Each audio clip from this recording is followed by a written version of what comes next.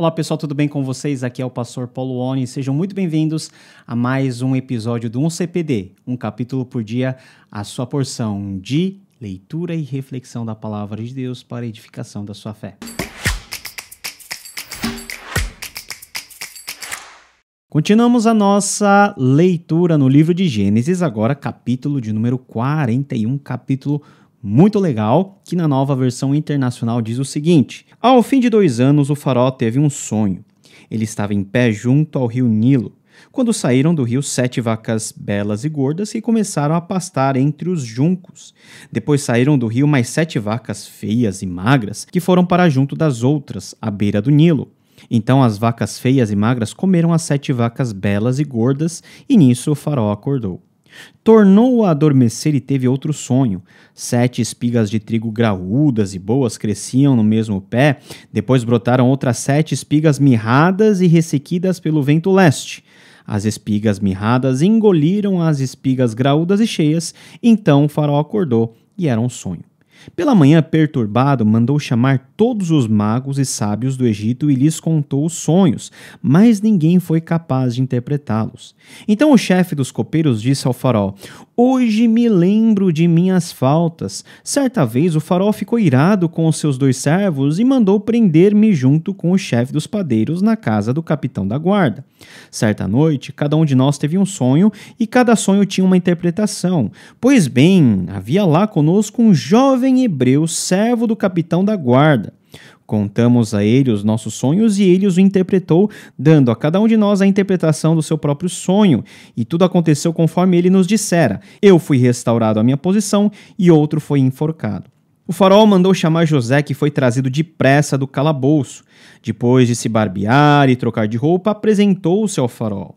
O faraó disse a José: tive um sonho que ninguém consegue interpretar, mas ouvi falar que você, ao ouvir um sonho, é capaz de interpretá-lo.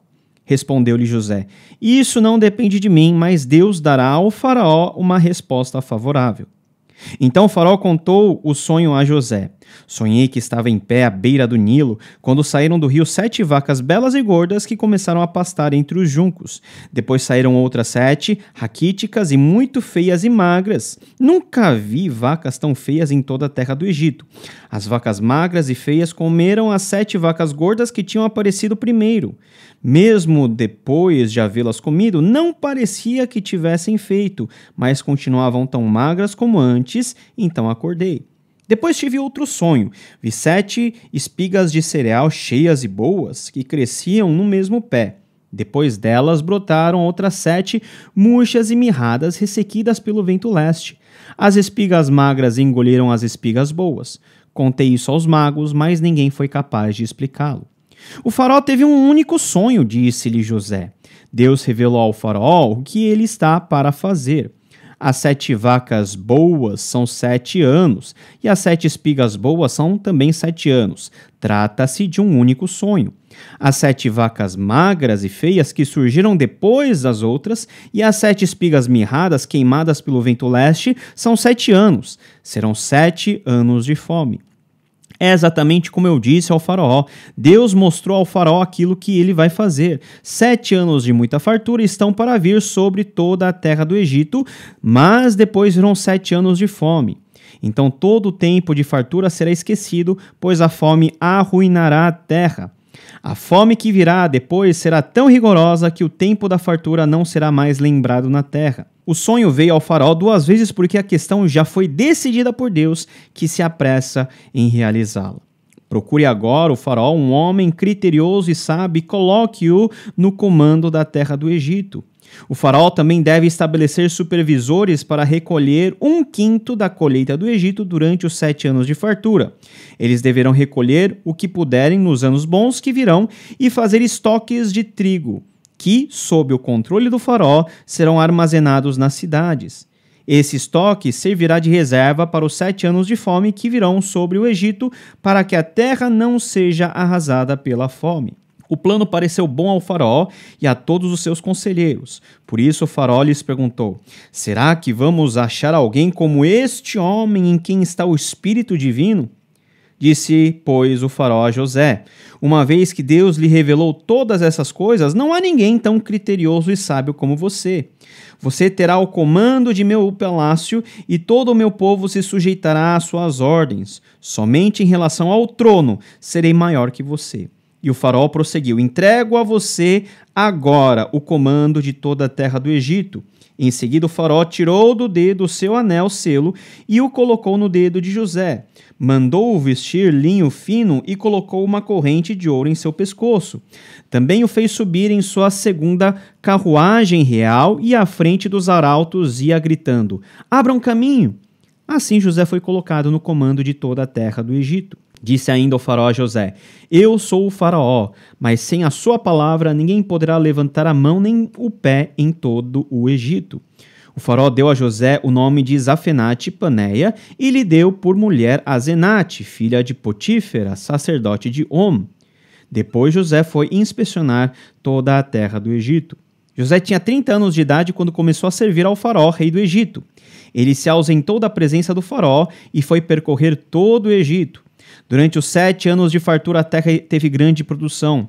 José recolheu todo o excedente dos 7 anos de fartura no Egito e o armazenou nas cidades. Em cada cidade, ele armazenou o trigo colhido nas lavouras das redondezas. Assim, José estocou tanto trigo como a areia do mar. Tal era a quantidade que ele parou de anotar, porque ia além de toda a medida. Antes dos anos de fome, Asenate, filha de Potífera, sacerdote de On, deu a José 2 filhos. Ao primeiro, José deu o nome de Manassés, dizendo: Deus me fez esquecer todo o meu sofrimento e toda a casa de meu pai. Ao segundo filho chamou Efraim, dizendo: Deus me fez prosperar na terra onde tenho sofrido. Assim chegaram ao fim os 7 anos de fartura no Egito, e começaram os 7 anos de fome, como José tinha predito. Houve fome em todas as terras, mas em todo o Egito havia alimento. Quando todo o Egito começou a sofrer com a fome, o povo clamou ao faraó por comida, e este respondeu a todos os egípcios: dirijam-se a José e façam o que ele disser. Quando a fome já se havia espalhado por toda a terra, José mandou abrir os locais de armazenamento e começou a vender trigo aos egípcios, pois a fome se agravava em todo o Egito. E de toda a terra vinha gente ao Egito para comprar trigo de José, porquanto a fome se agravava em toda a parte. A partir do capítulo de número 40, quando nós vemos José esquecido pelo copeiro, nós temos uma grande virada na narrativa, e essa virada é ocasionada pela mão de Deus. Por que pela mão de Deus? Porque um belo dia, depois de 2 anos, o faraó teve 2 sonhos. E esses 2 sonhos foram dados por Deus. Então veja que a sequência da vida de José é uma sequência de sonhos dados por Deus. Primeiro, ele sonha 2 vezes. Segundo, nós temos 2 sonhos do copeiro e do padeiro. E nós temos agora 2 sonhos que são sonhados em sequência numa mesma noite pelo faraó, o rei do Egito, talvez a pessoa mais poderosa do mundo nessa ocasião. E o que eram esses 2 sonhos? Em um sonho, o faraó vê 7 vacas gordas, belas, sendo devorada por 7 vacas magras e feias. E mesmo devorando as vacas gordas, as vacas feias ficaram magras do mesmo jeito. No outro sonho, nós temos as espigas gordas sendo devoradas pelas espigas mirradas e secas pelo vento do leste. Era uma sinalização daquilo que Deus haveria de fazer, mas o faraó ficou atormentado com a imagem daqueles sonhos que eram mais pesadelos, e o faraó convocou todos os seus sábios, todos os magos, para poderem interpretar esse sonho, e ninguém pôde interpretar, até que o copeiro que estava naquele lugar, ele se lembrou de José. Ele que havia esquecido de José durante todos aqueles 2 longos anos, naquele momento, no momento propício, no momento exato, no momento de Deus, ele se lembrou de José. Por mais que José estivesse sentindo que ele estava sendo esquecido, e esses 2 anos deveriam ter sido anos duros, Deus fez com que o copeiro se lembrasse de José. O tempo de Deus pode, nas nossas opiniões, até demorar, mas Deus, que sabe todas as coisas, ele tem o tempo oportuno de fazer aquilo que ele planeja, porque o tempo de Deus É o tempo perfeito para que perfeitamente Deus possa executar tudo aquilo que Ele planeja para cada um de nós. Por isso, muitas vezes nós achamos que Deus está tardando, mas Deus nem tarda, nem falha. Deus chega sempre no horário certo, que é o seu horário, que é o seu tempo. Ele se lembra e diz, olha, eu estava numa situação complicada, Faraó, o senhor se lembra, eu estava lá preso e esse hebreu, esse jovem hebreu, interpretou os meus sonhos e, de acordo com os sonhos, eu fui restabelecido e o padeiro, ele foi enforcado. O Faraó fica bem interessado e diz, chamem, tragam depressa do calabouço José. José não teve nem tempo de nada, ele foi preparado, ele fez a barba, colocou uma roupa e foi direto à presença do faraó. E o faraó pergunta para ele, olha, eu tive um sonho, você vai conseguir interpretar?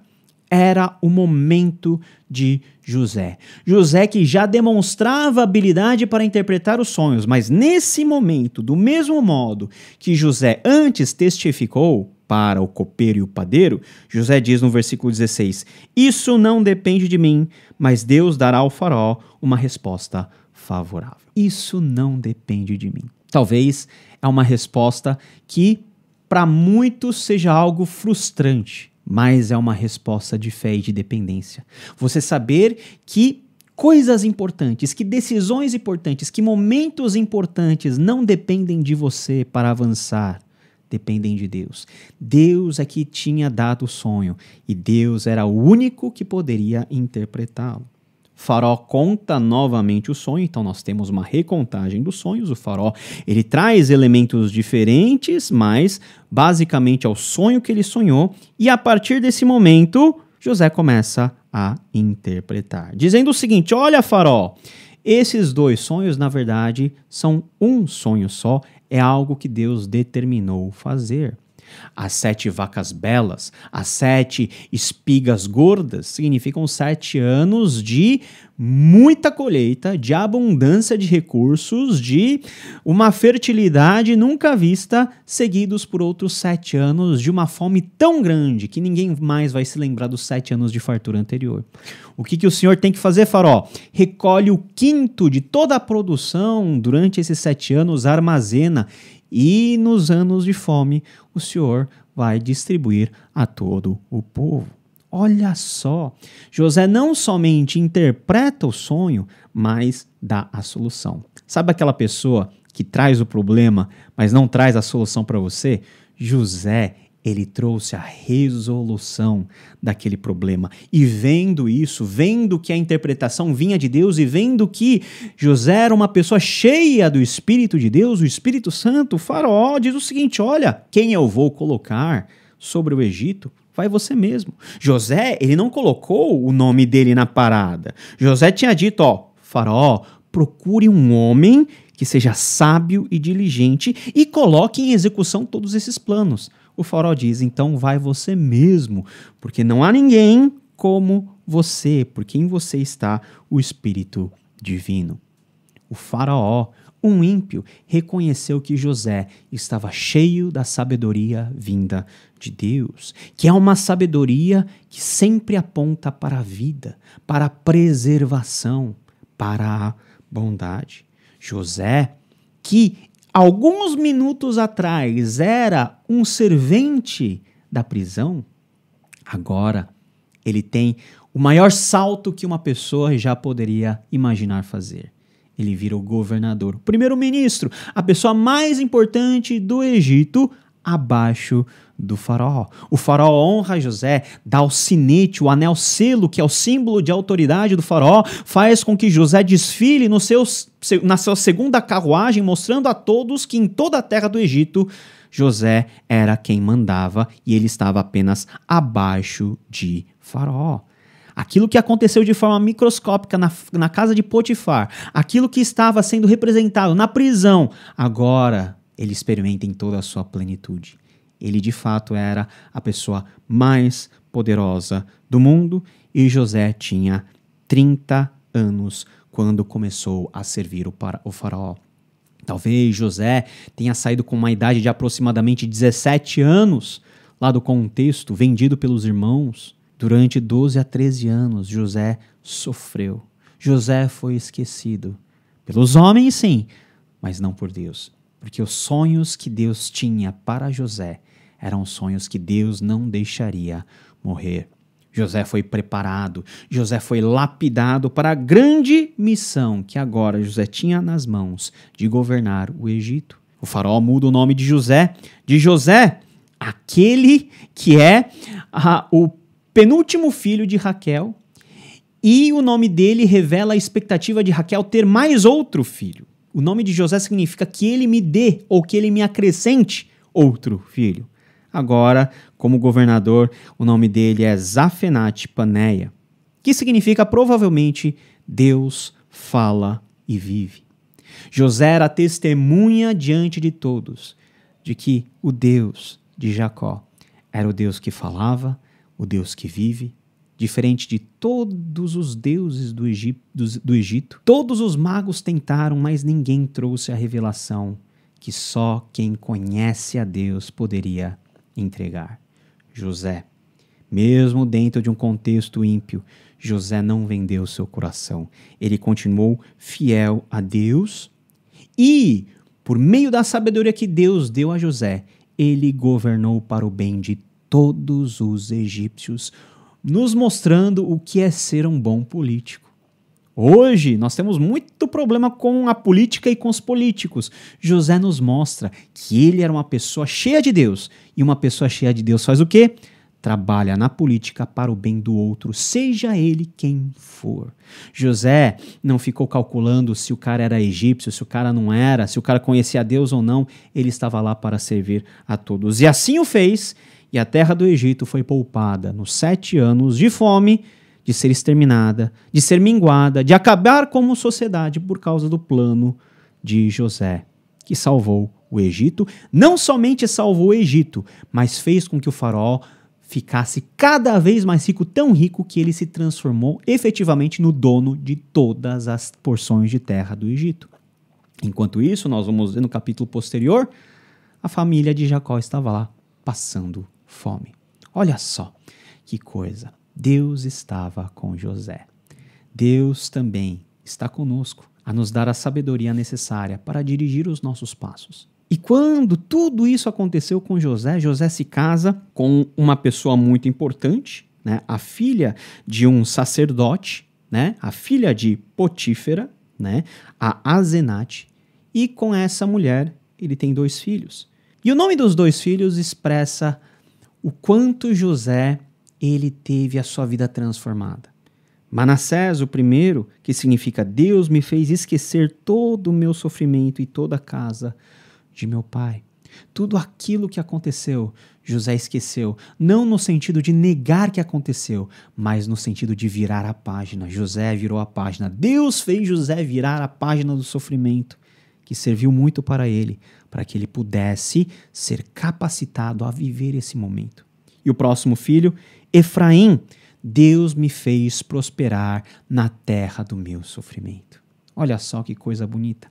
José sempre colocou todas as coisas na vida dele em Deus. Deus me fez esquecer, Deus me fez prosperar. Aquilo que para trás ficou, Deus me fez esquecer. Agora aquilo que está diante de mim é prosperidade que Deus tem me reservado. Mesmo no contexto pagão, mesmo no contexto idólatra, José era um homem sábio, cheio do Espírito de Deus, que trabalhou em prol do próximo. José é um exemplo para nós hoje. Que a mesma graça de Deus, que Deus sabedoria e dirigiu os passos de José, também esteja em nós, para que nós possamos ser instrumentos de Deus, de proclamarmos o Evangelho de Jesus Cristo e fazermos com que esse Evangelho não seja apenas conceito na cabeça, mas se transforme em uma realidade transformadora, principalmente dentro da sociedade onde nós estamos, dentro da nossa família, dentro da nossa igreja. Que Deus nos abençoe e nos vemos no próximo capítulo. Até lá, tchau, tchau.